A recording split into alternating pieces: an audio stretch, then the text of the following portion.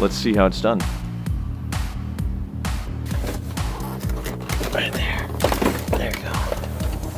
Oh, it's heavy. I should weigh it.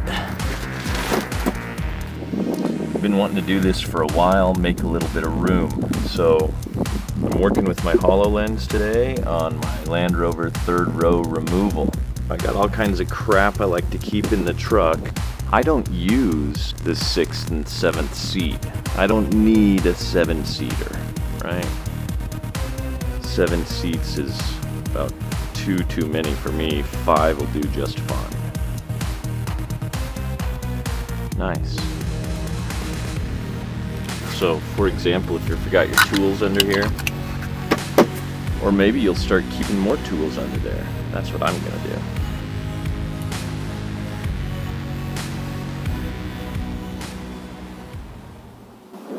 Step 1, 5-seat conversion.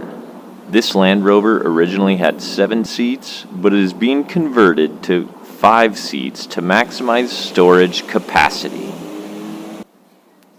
In this 5-seat conversion for my Land Rover, I'm using object anchoring, and this means my goggles have detected where my Land Rover is. That's how all the information is going to snap into place as I work on it.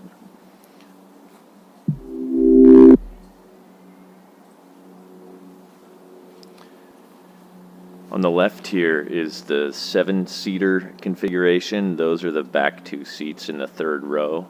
And on the right here, I got some of that hardware from a 5-seat donor vehicle.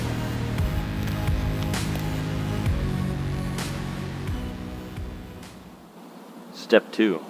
There are only 3 simple parts and 3 simple tools required for this conversion. So there's 2 hinge frames, 2 trim pieces, and 2 floor panels. This is the part inventory here. There's 2 hinge frames, 2 trim pieces, and 2 floor panels. On the right, that's the stuff out of the donor vehicle, the 5-seater. On the left, this is the stuff out of the 7-seater. You've got your seat release lever, a trim panel with a hole cut in it to fit the lever, and then the seats themselves. And over here we have our tool inventory. We're going to need a screwdriver, a utility knife, and a Torx T50. Pretty easy job, only 3 tools and 3 parts.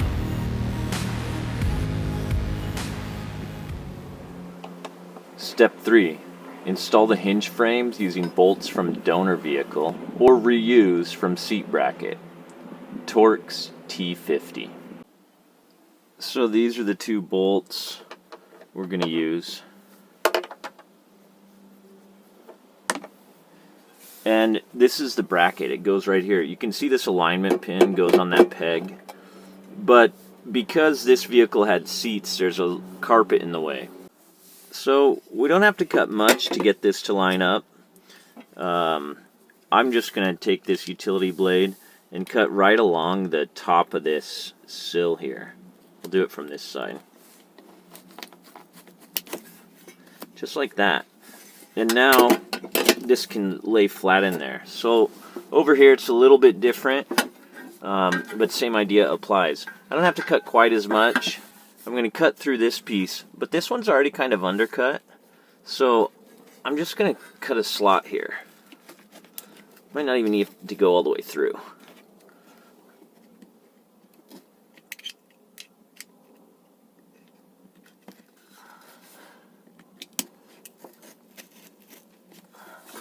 Let's try.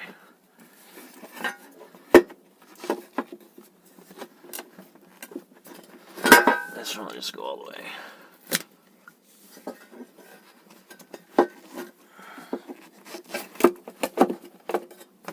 There you go.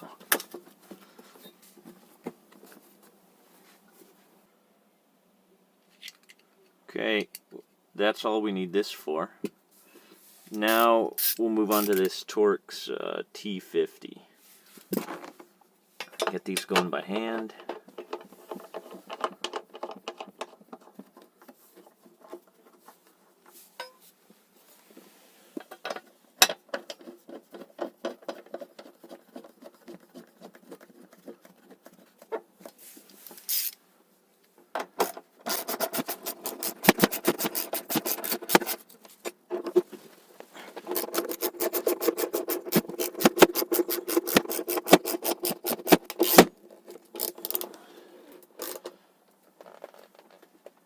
Okay, I mean, it doesn't have to be that tight. That's good.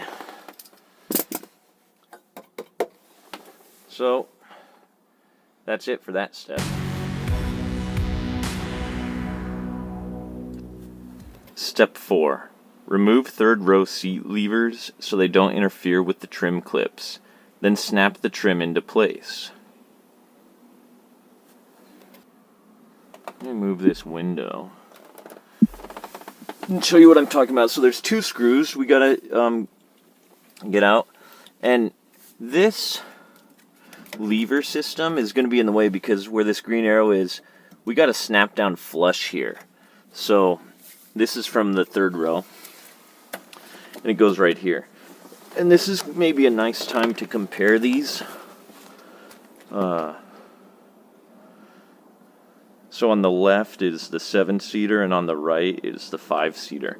And they're basically identical. There's a notch here for the seat belt. There's no seat belt in the 5-seater. There's no third row. And I've already taken that seat belt out. That was bolted right here. I'll finish removing the rest of the seat belt later. But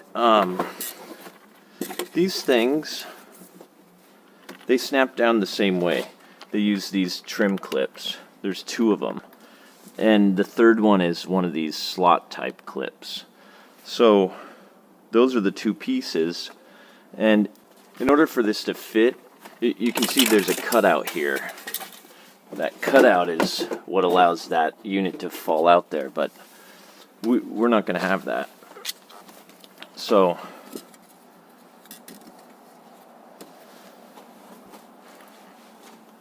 we're going to remove a couple screws.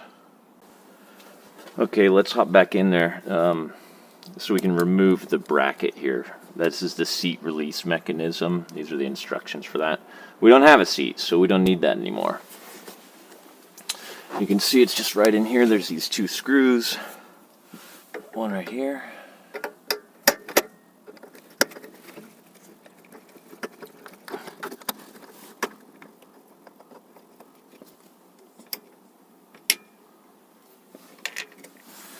And there's kind of a sneaky one back around the corner here. Just feel it. Oh, sorry, loose.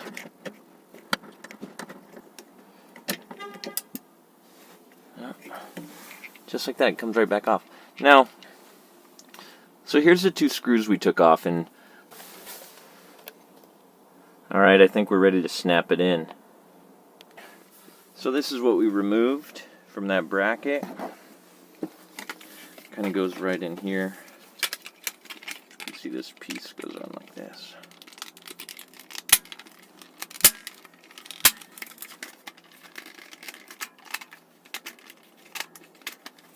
That thing fits right in here. Okay, there's the old one. And the new one, let's just take a look at what we're snapping. There's actually 3. I should have put another arrow here because this tab snaps into this body molding. This clip snaps into that hole in the body, and this one snaps right into there. You can see there's a guide peg just beyond it, and then this trim clip itself. So those are the 2 holes. So let's go ahead and just kind of line that stuff up. I'm gonna start here because I can feel that one nice and easy.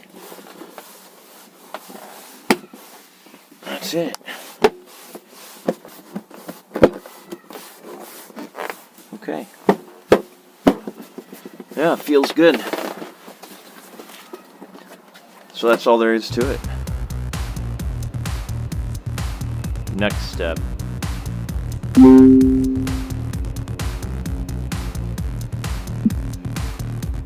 Step 5. Locate the hinges for the rear panel, then set both floor panels in place.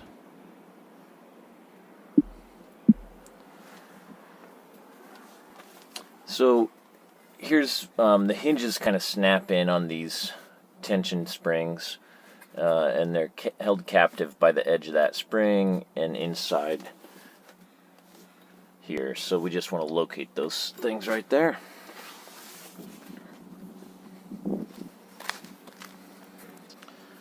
Let's do the back one first. So first I'm going to do the backmost panel. And it just sort of drops into place here, just like that.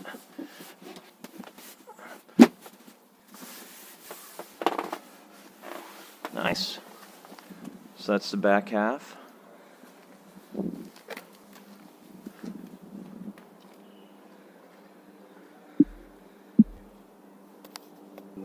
We got the back half in, one more panel to go, and here it is.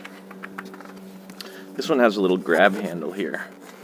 And let's take a quick look first at the hinge. See, it's just this metal barrel here. So there's one on each corner, and they just kind of locate right in place here. So you just kind of get it ready. Then when you're feeling good about it, you just kind of pop it in. Pop it in. There we go. So I still got a perfectly flat floor. The reason for those hinges that we just located is we can lift this.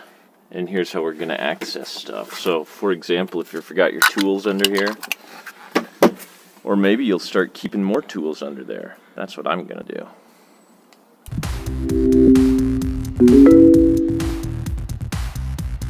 And that's our Land Rover 5-seat conversion with a weight savings of 32 kilograms.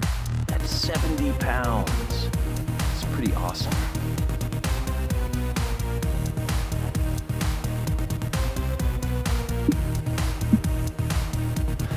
So these seats, they weigh 90 pounds. The floorboards alone only weigh 20 pounds. So yeah, that's a 70-pound saving.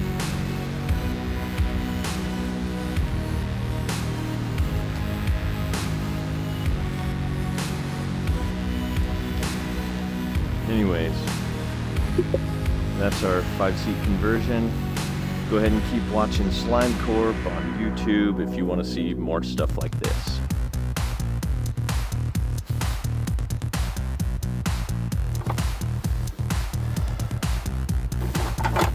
Oh yeah, don't forget to secure your